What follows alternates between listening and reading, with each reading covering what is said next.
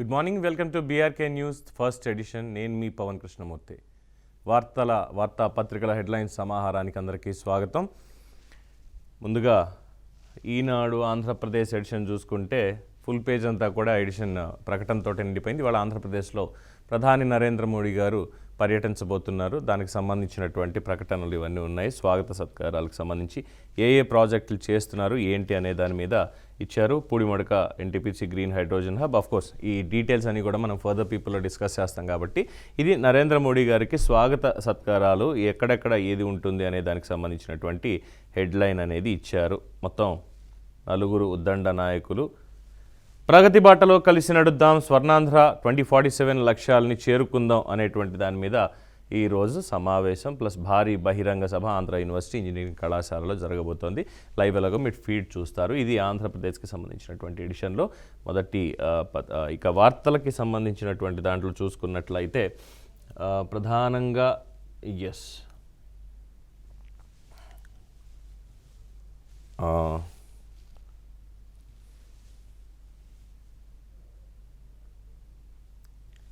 దీంట్లో మనకున్నటువంటిది శ్రీవారి వద్దకు చింతలేని ప్రయాణం, ప్రజా సమస్యల పరిష్కారానికి సరికొత్త వేదిక, ఇవన్నీ చెప్పారు. ఆంధ్రావనికి నవోదయం 2.08 లక్షల కోట్ల విలువైన ప్రాజెక్టులకి నేడు ప్రధాని నరేంద్ర మోడీ శంకుస్థాపనలు, ప్రారంభోత్సవాలు. చంద్రబాబు ఉప ముఖ్యమంత్రి పవన్ కళ్యాణ్తో కలిసి విశాఖలో రోడ్ షో, భారీ బహిరంగ సభ. టిబెట్లో భారీ భూకంపం, 126 మంది మృతి. వారి కుటుంబాలకి వారందరికీ కూడా మన ప్రగాఢ సంతాపాన్ని తెలియచేద్దాం. రైట్. ఈ భూకంపాలు ఎక్కువగా మనకి జపాన్లో వస్తాయంటారు, అందుకే అక్కడ చెక్కతో ఇల్లు కట్టుకుంటారంటారు. కానీ ఈ మధ్యకాలంలో విరివిగా ఎక్కడ పడితే అక్కడ భూకంపాలు అనేవి వచ్చేస్తున్నాయి. ఈవెన్ మన ఆంధ్ర తెలంగాణలో కూడా భూమి కంపిస్తోంది అంటూ ఇటీవల కాలంలో వార్తలు మనం చూస్తూనే ఉన్నాం. సో ఎక్కడి నుంచి ఎటు పాకుతుందో ఏమవుతుందో, ఈ ప్లేట్స్లో మార్పులు ఎక్కడెక్కడ ఏ విధంగా చేరుకుంటున్నాయో దానికి అది కారణం మనమేనా లేదంటే ప్రకృతి అనేది ఇంకా అంతుపట్టట్లేదు. తర్వాత ఢిల్లీ అసెంబ్లీ ఎన్నికలకి వచ్చే 5వ తేదీన ఎన్నికలు, 8న ఓట్ల లెక్కింపు షెడ్యూల్ విడుదల చేసినటువంటి ఎన్నికల కమిషన్. సో ఢిల్లీలో మళ్ళీ ఈసారి త్రిముఖ పోటీ, Aam Aadmi party, Bharatiya Janata party NDA కూటమి అండ్ కాంగ్రెస్ పార్టీ సపరేట్గా ముగ్గురు కలిసి పోటీ చేస్తున్నారు. ఈసారి కేజ్రీవాల్కి కాస్త గట్టి పోటీని అని చెప్పి కూడా చెప్తున్నారు. మొత్తానికి ఆయన నమ్మకాన్ని నిలబెట్టుకోవాలి.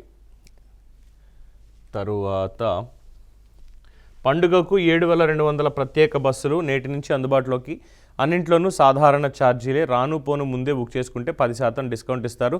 మై డియర్ పండగ బాబులు, ఆంధ్రాకు వెళ్ళేటువంటి వాళ్ళు, అక్కడి నుంచి ఇటు వచ్చేటువంటి వాళ్ళు, 2 రాష్ట్ర ప్రభుత్వాలు కూడా విరివిగా బస్సులను ఏర్పాటు చేసే ఈసారి ప్రైవేటు దోపిడీ అనేది లేకుండా ముందస్తుగా బుక్ చేసుకుంటే రాను పోను 10% డిస్కౌంట్ కూడా ఇస్తున్నారు. అనవసరంగా ఈసారి కంప్లైంట్లు ఇవ్వకుండా, ఎటువంటి ఇబ్బందులు లేకుండా ప్రశాంతంగా వెళ్ళి పండగలు చేసుకొచ్చేటువంటి వాళ్ళు ముందు నుంచే ప్లానింగ్ చేసుకోవాలి. అలాగే ట్రైన్స్లో కూడా కొత్తగా ఇంకో 4-5 రైళ్ళు యాడ్ చేసేటువంటి అవకాశం ఉంది అనేది సమాచారం అంతుంది. కాబట్టి మీరు మీ పండగ ప్రిపరేషన్లో ఉండండి, జాగ్రత్తగా వెళ్ళండి, జాగ్రత్తగా రండి. మీ భద్రతే ప్రతి ఒక్కళ్ళకి ముఖ్యం, మీ కుటుంబానికి కూడా.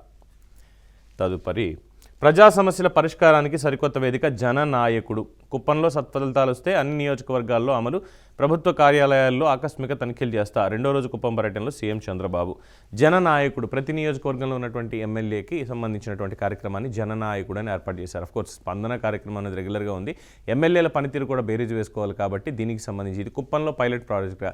కాకపోతే ఇక్కడ జోక్ ఎవరేస్తున్నారంటే, ముఖ్యమంత్రిగా ఉన్నటువంటి చంద్రబాబు నాయుడు గారు మరి వెళ్ళి ఆయన సచివాలయం దగ్గరే ఉంటారు కదా, అమరావతిలోనే ఉంటారు, మరి జననాయకుడు అన్న కార్యక్రమాన్ని అక్కడ ఎవరు నిర్వహిస్తారు అని చెప్పి. సరే, దానికి కూడా సమాధానం వాళ్ళు చెప్తారని చెప్పి ఆశిద్దాం. మరి అన్ని నియోజకవర్గాల్లో కూడా దీన్ని అమలు చేసేటట్టయితే కనుక ప్రతి ఎమ్మెల్యే పనితీరు మీద ప్రోగ్రెస్ రిపోర్ట్ అనేది క్లియర్గా వచ్చేస్తుంది. ప్రజలే వాళ్ళకి డైరెక్ట్గా యాక్సెస్ ఇస్తుంది, వాళ్ళకి యాక్సెస్ ఉంటుంది ఎమ్మెల్యే టు పబ్లిక్ అనేది దీని ద్వారా తెలుస్తున్నటువంటిది. ఇక శ్రీవారి వద్దకు చింతలేనటువంటి ప్రయాణం, మొత్తం అందుబాటులోకి. నాయుడుపేట రేణిగుంట రహదారి 6 వరుసలతో గంటలోపే ప్రయాణం. ఇన్నేళ్లు ఆ మార్గం నరకకూపం. మొత్తానికి నాయుడుపేట నుంచి రేణిగుంట రహదారి 6 వరుసలు, 6 లేన్ రోడ్ అయితే క్లియర్ అయిపోయింది. ప్రశాంతంగా స్వామివారి దర్శనం చేసుకుని రావచ్చు అని చెప్పి కూడా అంటున్నారు. ఇక సంక్రాంతి పండుగ విషెస్ తెలియజేస్తూ బాలయ్య బాబు, హీరో రామ్ చరణ్ పండగలా వచ్చారు అంటూ వారి కార్యక్రమానికి సంబంధించి ఒక అడ్వర్టైజ్మెంట్ అనేది ఇవ్వడం అనేది జరిగింది. సో ప్రధాని పర్యటనకు సంబంధించి మొదటి పేజీ, తర్వాత హెడ్లైన్స్లో ఈ రోజు వరకు మనకు ఉన్నటువంటి ప్రధాన వివరాలు, ఈనాడు ఆంధ్రప్రదేశ్కి సంబంధించినటువంటి వివరాలు దీంట్లో మనం చూసాం. అయిపోయింది ఇక్కడికి. తరువాత ఆంధ్రజ్యోతి ఏమిచ్చారు అనేది మనం ఒకసారి చూసినట్లయితే తెలంగాణకి సంబంధించినటువంటి దాంట్లో ఫస్ట్ సరే ఈ అరెస్టులు ఇవన్నీ మనకు ఎలాగో ఉండేవి, తప్పదు రాజకీయాలు కాబట్టి దాని తర్వాత మనం మాట్లాడుకుందాం. ముఖ్యంగా ఈ వార్త అనేది చాలా ఇంపార్టెంట్. భారత్లో పెట్టుబడులు పెడుతున్నాం, 25,700 కోట్ల రూపాయల పెట్టుబడులు పెడుతున్నాం అంటూ మైక్రోసాఫ్ట్ నేత సత్య నాదెళ్ల ఆయన నిన్న ప్రకటన చేశారు. అడ్వాంటేజ్ ఇండియా రెండో విడతలో భాగంగా అందులో ఆర్టిఫిషియల్ ఇంటెలిజెన్స్ అంటే క్లౌడ్ ఇన్ఫ్రా విస్తరణ మీద ఖర్చు పెడతాం. దాదాపు ఒక 10 లక్షల మందికి మినిమం దీనికి సంబంధించి 10 లక్షల పైచిలకు మందికే ట్రైనింగ్ ఇచ్చేటువంటి కార్యక్రమాలు ఇవన్నీ కూడా చేస్తామని చెప్పి చెప్తున్నారు. వీటిలో ఆర్టిఫిషియల్ ఇంటెలిజెన్స్ ఆవిష్కరణ రంగంలో భారత్ లీడర్గా ఎదుగుతోంది అని చెప్పి మైక్రోసాఫ్ట్ సీఈఓ సత్య నాదెళ్ల చెప్పడం జరిగింది. మొత్తానికి భారతదేశంలో ఈసారి 25,700 కోట్ల రూపాయలు పెట్టుబడి పెట్టడానికి మైక్రోసాఫ్ట్ సిద్ధంగా ఉంది అనేది ఆయన ఇచ్చినటువంటి సమాచారం. మనకి వెల్ డన్. మన యువతకి ఆయన మర్చిపోకుండా భారతదేశంలో పెట్టుబడులు పెట్టి ఉపాధి అవకాశాలు కల్పించడానికి ప్రయత్నాలు చేస్తున్నారు. క్షమించాలి.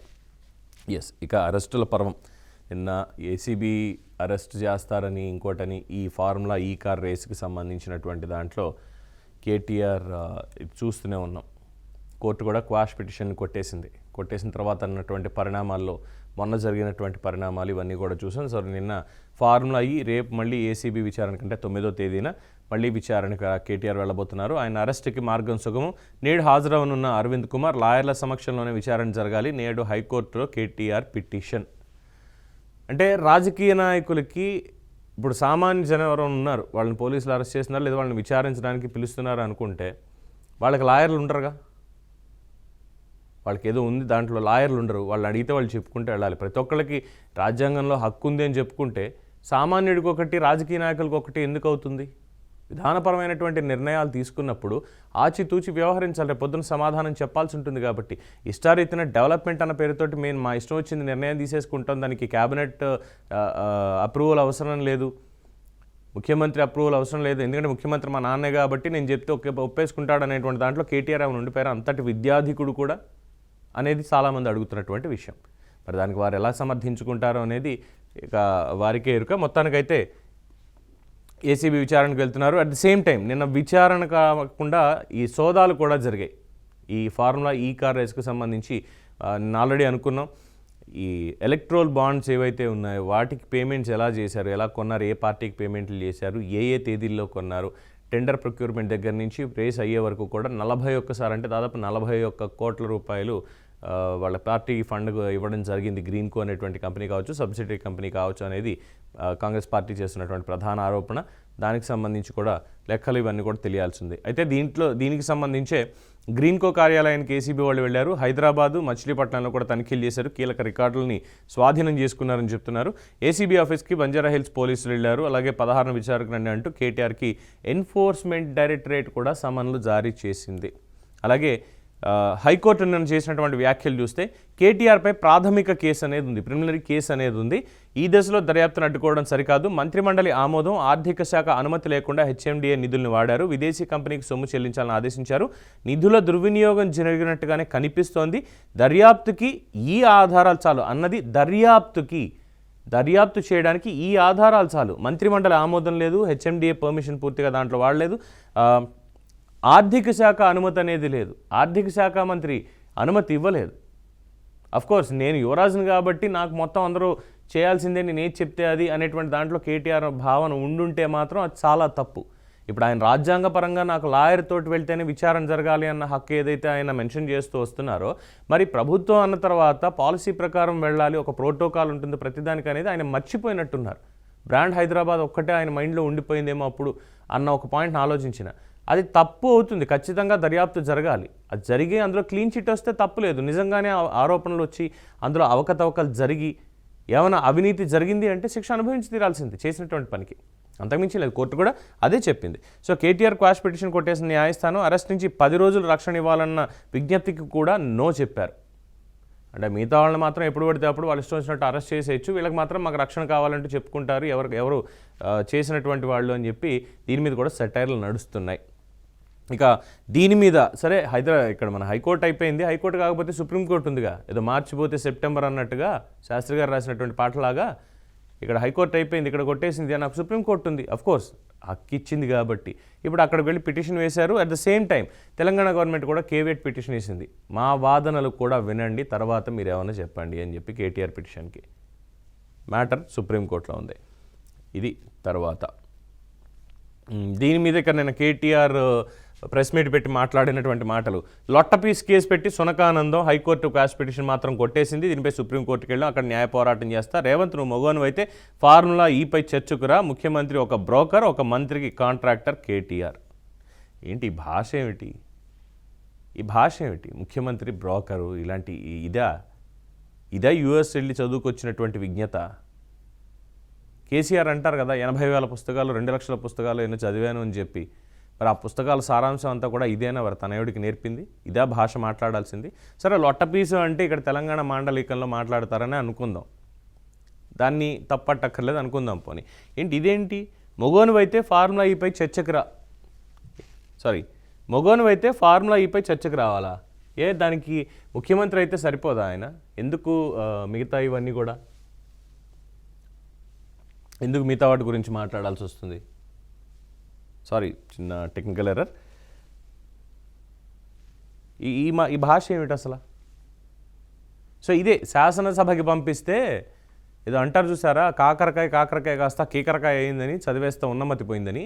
శాసనసభ్యులందరూ కూడా ఇవన్నీ హుందాతనం అని మర్చిపోయి, విజ్ఞత అనేది మర్చిపోయి, సంస్కారం అనేది మర్చిపోయి, మా భాష ఇంతే.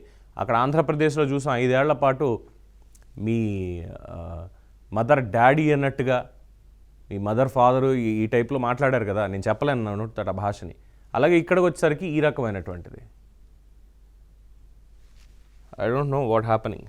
ఏం చెప్తామండి, ఇంకా సామాన్యులం ఓటేసేవాళ్ళం, ఓటు ఎందుకు వేసామని ఆలోచించుకోవాలా, లేదంటే వీళ్ళు ఇలా చేస్తారు ఇలా మాట్లాడతారు అనుకోవాలా?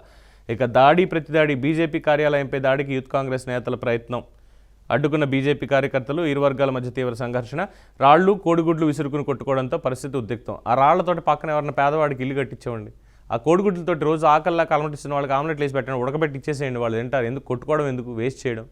కోడిగుడ్డు 4 రూపాయలు 5 రూపాయలు దాటిపోయింది రేటు, సామాన్యుడిగా అందట్లేదని చెప్పి అంటున్నారు. రాజకీయ నాయకులకి ఇవే మాటలు అనుకోవడం, చేసేవన్నీ ఇలాంటి పనులు ఉంటాయి. దాడి పిరికి పంద చర్య, మంత్రి కిషన్ రెడ్డి. మా కార్యకర్తలు తలుచుకుంటే గాంధీ భవన్ పునాదులు కూడా మిగిలిన బండి సంజయ్. ఎవరెవరిపై దాడి చేసినా ఉపేక్షించం భట్టి విక్రమార్క.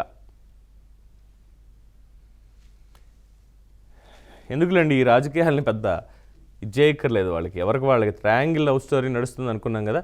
ఢిల్లీలో మోగిన నగారా ఎలక్షన్ చూసాం, అయిపోయింది. సమాచార కమిషన్ పదవులను తక్షణమే భర్తీ చేయండి, బ్యూరోక్రాట్లనే కాదు ఇతరులను కూడా నియమించండి, రాష్ట్రాల్లో వారం రోజుల ప్రక్రియ ప్రారంభించాలి, కమిషనర్ లేక తెలంగాణలో కమిషన్ క్రియారహితమైంది సుప్రీం. గత 5 ఏళ్లలో కూడా ఇదే జరిగింది. సమాచార హక్కుకు సంబంధించినటువంటి ఆ రైట్ టు ఇన్ఫర్మేషన్ యాక్ట్ సంబంధించి ఆంధ్రప్రదేశ్ తెలంగాణలో కమిషనర్లు ఉన్నా లేనట్టే, వాళ్ళు ఎవరు పనిచేయనట్టే. దానికి నియమించండి స్వామి, ఇక్కడ కలెక్టర్లు మాత్రమే కాదు మా సామాన్యులను కూడా నియమించవచ్చు అని చెప్పి సుప్రీంకోర్టు తేల్చిచ్చింది. అలాగే ఎల్ఆర్ఎస్పై స్పెషల్ డ్రైవ్, భూభారతి చట్టం అమలులోకి రావడానికి 45 రోజులు పట్టొచ్చు, తహసీల్దారులు మ్యూటేషన్ ధృవీకరణ చేయకుండా కొత్త రూల్, వీఆర్ఓలకు సంక్రాంతిలోపే రాత పరీక్ష, పబ్లిక్ సర్వీస్ కమిషన్ ద్వారా ఎంపికైన వారికి ఈ పరీక్ష ఉండదు, మంత్రి పొంగులేటి. సో ఎల్ఆర్ఎస్ మీద స్పెషల్ డ్రైవ్ పెట్టి ఇప్పుడు భూభారతి చట్టం వర్సెస్ మన ధరణి అనే దాంట్లో నడుస్తుంది కాబట్టి ఎటువంటి అవకతవకలు జరగకుండా దీని మీద పటిష్టమైనటువంటి చర్యలు తీసుకోవడానికి చేస్తున్నారు. ఇక అండగా ఉంటా అంటూ అల్లు అర్జున్ శ్రీతేజ్ను పరామర్శించడానికి కిమ్స్ హాస్పిటల్లోకి వెళ్లారు. వైద్య ఖర్చులన్నీ నేనే భరిస్తా, మీకు జరగరాని నష్టం జరిగింది, శ్రీతేజ్ తండ్రి భాస్కర్తో అల్లు అర్జున్. కిమ్స్కి వెళ్లి బాలును పరామర్శించిన సినీ నటుడు. ఆరోగ్య పరిస్థితి వాకబు, 20 నిమిషాలు ఆసుపత్రి వద్దే, పోలీసులకు ముందే సమాచారం, ఆసుపత్రి వద్ద బందోబస్తు.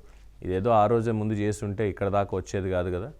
వాళ్ళ అమ్మ కూడా బాగానే ఉండేది, వాడు అక్కడ ఆ చిన్నపిల్లాడు హాస్పిటల్లో కొట్టుమిట్టాడేటువంటి పరిస్థితి అయితే లేదు కదా. అండ్ అరెస్టులు, దీని మీద రచ్చ, సినిమా ఇండస్ట్రీని టార్గెట్ చేయడాలు, వాళ్ళ మాట వీళ్ళ మాట అండాలు, ఇవన్నీ ఉండేవి కాదు కదా. అదే సమయానికి తగు మాటలాడినా అని త్యాగరాజస్వామి ఎప్పుడో చెప్పారు. అలాగా సమయానికి తగినట్టుగా మాట్లాడి అలాంటి పనులు చేస్తే ఇలాంటివి జరగవు అని. ఇక సైబర్ నేరాలు బ్యాంకులదే బాధ్యత, 3 రోజుల్లో ఫిర్యాదు చేస్తే బాధితులకు పరిహారం చెల్లించాలి, ఖాతాదారులు జాగ్రత్తగా ఉండాలి. గువాహటికి చెందినటువంటి బాధితుడి కేసులో సుప్రీంకోర్టు కీలక తీర్పు, 94,000 చెల్లించాలని ఎస్బీఐకి ఆదేశం. బ్యాంకులదే బాధ్యత, ఫిర్యాదు చేసిన 3 రోజుల లోపులో బాధితులకి పరిహారం అనేది చెల్లించాలి ఫిర్యాదు చేస్తే. సైబర్ నేరాలకు సంబంధించి. సో దాని మీద ఒక ఎక్స్పర్ట్ తోటి మనం మాట్లాడాలి పూర్తి స్థాయిలో, ఎందుకంటే దాని మీద చిన్న మెదడుకు కాస్త చెప్పడానికి రాదు కాబట్టి అంతా డీటెయిల్డ్ సబ్జెక్టు. ఎందుకంటే దీంట్లో లా ఇంక్లూడ్ అయ్యింది, సైబర్ నేరాలకు సంబంధించినటువంటి ఎలా జరుగుతున్నాయి, ఏం చేస్తున్నారో చెప్పించాలి, దానికి సెక్షన్స్ ఏంటనే చెప్పించాలి. కాబట్టి దాని మీద మనం తదుపరి ఇంకొక డిబేట్లో ఖచ్చితంగా మాట్లాడుకుందాం. ఎందుకంటే ఈరోజు మనకి నెసెసిటీ. టిబెట్లో భూకంపం చూసాం ఆల్రెడీ, మొత్తం 128 మంది మృతి అని, అంటే ఒక్కొక్క చోట 126 అంటున్నారు, 125 అని మొత్తానికి జరిగింది. ఇక మార్చి నెలాఖరికి మెట్రో డిపిఆర్లు సిద్ధం. షామీర్పేట మేడ్చల్ మెట్రో ప్రారంభ స్టేషన్ వద్ద భారీ కూడలి. హెచ్ఈసీల ఆధ్వర్యంలో రేడియల్ రోడ్ల నిర్మాణం. ముఖ్యమంత్రి ప్రకటన. మెట్రో ఎలివేటెడ్ కారిడార్లు, రేడియల్ రోడ్లపై ఉన్నతాధికారులతో సమీక్ష. ఈసారి మేడ్చల్ సైడ్ కూడా, షామీర్పేట ఆ సైడ్ కూడా మెట్రో రాబోతోంది. మొత్తానికి చుట్టూ గ్రేటర్ చుట్టూ కూడా మెట్రో మణిహారం కాబోతోంది. దానికి మరి డిపిఆర్ అవ్వాలి, కేంద్రం నుంచి అనుమతులు రావాలి. తొందరగా అయితే బాగుండు. హైదరాబాద్ విశ్వనగరంగా ఇంకా ఎదిగేటువంటి అవకాశం ఉంటుంది. ఇక high court chief justice Alok Aradhe బదిలీ. కేంద్ర ప్రభుత్వానికి సుప్రీంకోర్టు కొలీజియం సిఫార్సు. హైకోర్టు చీఫ్ జస్టిస్గా బదిలీ చేయాలని సుప్రీంకోర్టు కొలీజియం కేంద్ర ప్రభుత్వానికి సిఫార్సు చేసింది. సో ఆయన తెలంగాణ హైకోర్టుకి ఆయన త్వరలో రాబోతున్నారు. బాంబే హైకోర్టు నుంచి అలోక్ ఆరాధే బదిలీ చేస్తున్నారు అనేది ఇది తెలంగాణకు సంబంధించినటువంటిది. ఇక సాక్షి పత్రికని తీసుకున్నట్లయితే బీమాకి నైవేద్యం ఆరోగ్యం హరి. ఆంధ్రప్రదేశ్లో ఆరోగ్యం హరి అంటూ హెడ్లైన్ అయితే పెట్టారు. సరే, అక్కడ భూకంపానికి సంబంధించి పెట్టారు, అంతా అయిపోయింది. శ్రీతేజ్ను పరామర్శించినటువంటి అల్లు అర్జున్ ఇక ఆరోగ్యం మీద వేసి, ఆరోగ్యశ్రీ మీద ఎందుకింత కక్ష, చంద్రబాబు ప్రభుత్వాన్ని నిలదీసిన వైఎస్ జగన్. అధికారంలోకి రాగానే ఒక ప్లాన్ ప్రకారం ఈ పథకాన్ని నిర్వీర్యం చేస్తున్న మాట వాస్తవం కాదా? ఈ పథకాన్ని నిర్వీర్యం చేసే ఉద్దేశంతోనే 3,000 కోట్ల బకాయిలు పెట్టడం నిజం కాదా? సేవలు నిలిపేస్తామని ఆసుపత్రులు చెప్తున్నా, ఎందుకు పట్టించుకోరు? పాడిందే పాటరా ఉంది కదా సామెత, అలాగా 11 ఇచ్చిన ప్రజలు ఇంకా ఆ అహంకారం అనేది తగ్గలేదు. ఆ 3,000 కోట్ల బకాయిలు ఎక్కడివి, ఎందుకు వచ్చాయి? గతంలో మరి ఆసుపత్రులు, ఈ నెట్వర్క్ ఆసుపత్రులు అవన్నీ కూడా జగన్మోహన్ రెడ్డి ప్రభుత్వంలో ఉన్నప్పుడు మేము ఆరోగ్యశ్రీ వైద్య సేవలు ఆపేస్తున్నాం, మీరు మాకు బకాయిలు పెట్టి పోతున్నారు అని చెప్పి చెప్పలేదా? మరి 5 ఏళ్లలో వాళ్ళకి ఇవ్వకుండా ఏం చేశారు? మన అనుకున్నటువంటి వాళ్ళకి మాత్రమే ఎందుకు బిల్లులు రిలీజ్ చేశారు? ఇందులో స్వార్థం ఎంత ఉంది? పైగా ఆరోగ్య శాఖ మంత్రిగా పనిచేసినటువంటి విడుదల రజని స్టేట్మెంట్ పెట్టి ఆరోగ్యాన్ని మొత్తం అంతా ఇది చేసేస్తున్నారు, నాశనం చేసేస్తున్నారు ఆంధ్రప్రదేశ్ని అంటూ మాట్లాడడం మరి ఎంతవరకు సమంజసం? 2.5 కోట్ల రూపాయలు కాంట్రాక్టర్ల నుంచి వసూలు చేసినటువంటి సదరు మాజీ మంత్రి గారికి సంబంధించిన కంప్లైంట్ పోలీస్ స్టేషన్లో నడుస్తుంటే ఇప్పుడు బయటకు వచ్చి ఈ రకమైనటువంటి మాటలు మాట్లాడడం ఎంతవరకు సమంజసం అని చెప్పాలి. అలాగే ప్రజలకు కూడా రానటువంటి మాజీ ముఖ్యమంత్రి పులివెందుల ఎమ్మెల్యే గారు ఆరోగ్యానికి హరి అని చెప్పడం ఎంతవరకు సమంజసం వారికే తెలియాల్సింది. ప్రతి కుటుంబానికి 25 లక్షల ఆరోగ్య బీమా అంటూ ఎన్నికల్లో హామీ ఇచ్చారు అని చెప్పి, హామీ ఇచ్చిన దానికి ముందుకు తీసుకెళ్తారు. ఇదిగో వాళ్ళు ఇచ్చిన దాన్ని, ప్రతి కుటుంబానికి 25 లక్షల ఆరోగ్య బీమా, దేశంలో మొదటిసారిగా రాష్ట్రంలో ప్రతి పౌరునికి డిజిటల్ హెల్త్ కార్డులు, అన్ని మండల కేంద్రాల్లో జన ఔషధి కేంద్రాల ఏర్పాటు, బీపీ షుగర్ వంటి నాన్ కమ్యూనిబుల్ వ్యాధులకు ఉచితంగా జనరిక్ మందుల పంపిణీ అని చెప్పి హామీ ఇచ్చారు. హామీ అమలు చేసే క్రమంలో ఇంకా 6 నెలలు అయింది కదా. 6 నెలల్లో పెట్టుబడులు తీసుకొస్తున్నారు, డబ్బును క్రియేట్ చేస్తున్నారు. Creation in the sense wealth creation చేస్తున్నారు, ఆదాయం పెంచే కార్యక్రమాలు పెట్టుకున్నారు. ఒక్కొక్క పథకాన్ని ముందుకు తీసుకెళ్ళాలి. వచ్చిన వెంటనే రిజర్వ్ బ్యాంకుకి నేను ఇండెంట్ పెట్టేసి నేను బటన్ నొక్కేశాను, క్యాలెండర్ ఇందులో వెళ్ళిపోయింది ప్రతి నెల అన్నటువంటి పాయింట్ కాదు కదా. ఆ ఒక్క బటన్ నొక్కడం వల్ల ఏదో జిఎస్టీ పెరిగిపోయింది, ఇది పెరిగిపోయింది అంటున్నారు, కానీ ఎంతమంది ఈరోజు పని పాట లేకుండా కూర్చున్నారు అనేది ఆలోచించట్లా. అది ఒక పాయింట్. ఇక ఢిల్లీకి సంబంధించినటువంటి అసెంబ్లీ ఎన్నికల హెడ్లైన్స్ అది కూడా వచ్చింది. విశాఖలో ప్రధాని పర్యటన, అంతా బాబు షో. ఇదే జగన్మోహన్ రెడ్డి గారు కనుక ముఖ్యమంత్రిగా ఉంటే ముఖ్యమంత్రికి స్వాగతం అంటూ ఈ పాటికి ఒక పెద్ద ప్రకటన దీని నిండా ఉండేది. అట్ ద సేమ్ టైం ఇక ఏముంది తెలిసింది, అంతా బాబు షో అన్నారు. పాత ప్రాజెక్టులకి కొత్తగా శంకుస్థాపనలు, ప్రధానితో కొబ్బరికాయ కొట్టేస్తూ తమ ఘనతగా చాటుకుంటున్న చంద్రబాబు ప్రభుత్వం. ఎవరు చేసినా కూడా అదే చేశారుగా. విభజన హామీలో ఉన్నటువంటి రైల్వే జోన్ కావచ్చు, మిగతా కార్యక్రమాలు కావచ్చు, ఇప్పుడు గత 5 ఏళ్లలో క్రియేట్ చేసినవి కాదు, 2014లో ఇచ్చినటువంటి హామీలువి. అప్పటి నుంచి ఇప్పటిదాకా ఉన్నటువంటి రాజకీయ దురుద్దేశాలు కావచ్చు, అన్ని మిలాఖాతులు కావచ్చు, వీటితోటి ఎవరు దేనికి చేశారు, రాజకీయ కక్షతోటి రాష్ట్రాలని ఏ విధంగా నాశనం చేశారో ప్రజలు చూశారు, తీర్పులు అలాగే ఇచ్చారు. ఇంకా ఇచ్చినా కూడా ప్రతిపక్ష హోదా లేకపోయినప్పటికీ ప్రజలు కావాలనుకున్నారు ప్రతిపక్షం అన్నట్టు ఒక పాయింట్లో ఏదో పిలుస్తూ ఉంటే తగుదునమ్మా అని వచ్చేదో జరిగేదాన్ని ప్రశాంతంగా జరగనివ్వకుండా దాంట్లో పుల్లయ్యాలి, ప్రజలకు ఏదో తప్పు వార్తలే చెప్పాలి అన్నట్టుగా ఇటువంటి మాటలు మాట్లాడటం మరి ఎంతవరకు సమంజసమో తెలియదు. సాయంత్రం 4:15 విశాఖకు నరేంద్ర మోడీ ప్రాజెక్టులకు శంకుస్థాపనలు, రోడ్డు షోలో పాల్గొని బహిరంగ సభలో ప్రసంగించనున్న ప్రధాని. ఒక చిన్న ఆర్టికల్. మనకు ప్రాధాన్యత లేదు, మనం ప్రభుత్వంలో లే కాబట్టి మనకు ప్రాధాన్యత లేదు.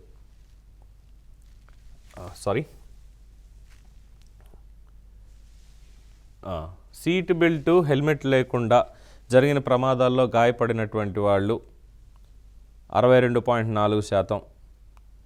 సీట్ బెల్ట్ లేకుండా ప్రమాదాల్లో గాయపడిన వాళ్ళు తోటి ప్రయాణికులు 59.3%. మరణించిన వారు డ్రైవర్లు 35,692, సీట్ బెల్ట్ లేకుండా 8,384. ఇది 2022కి సంబంధించి కేంద్ర రోడ్డు రవాణా రహదారుల శాఖ వెల్లడించినటువంటి వివరాలంటే ఏ రోడ్లకి సంబంధించినటువంటివి ఇచ్చారో ఒక ఆంధ్రప్రదేశ్దా ఇది ఓవరాల్గా ఇచ్చినటువంటిదా, దీన్ని చూపించి ఏపీలో అంటారేమో. ఏపీలో జరిగి ఉంటే అది వేరే ఉండేది, అది వేరే విషయం అనుకోండి.